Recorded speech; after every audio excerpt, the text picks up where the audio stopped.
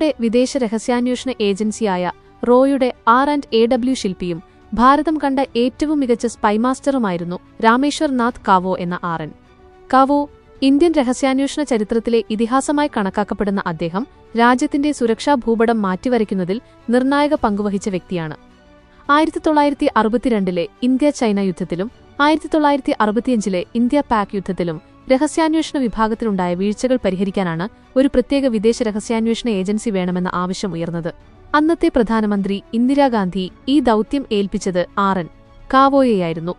അങ്ങനെ 1968 അദ്ദേഹം റോയുടെ ആദ്യത്തെ മേധാവിയായി നിയമിതനായി.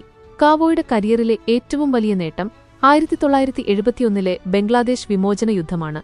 കിഴക്കൻ പാകിസ്ഥാനിലെ മുക്തിബാഹിനി പോരാളികൾക്ക് പരിശീലനം നൽകുന്നതിലും പാകിസ്ഥാൻ സൈന്യത്തിന്റെ നീക്കങ്ങൾ മുൻകൂട്ടി അറിയുന്നതിലും കാവോയുടെ നേതൃത്വത്തിലുള്ള റോ വിജയിച്ചു. വെറും 13 ദിവസം കൊണ്ട് യുദ്ധം ജയിക്കാനും ബംഗ്ലാദേശ് എന്ന രാജ്യം രൂപീകരിക്കാനും ഇന്ത്യയെ സഹായിച്ചതിൽ കാവോയുടെ തന്ത്രങ്ങൾ വലിയ പങ്കുവഹിച്ചു. 1975 സിക്കിമിനെ ഇന്ത്യൻ യൂണിയന്റെ ഭാഗമാക്കുന്നതിലും RN കാവോയുടെ ബുദ്ധി തെളിഞ്ഞുകണ്ടു.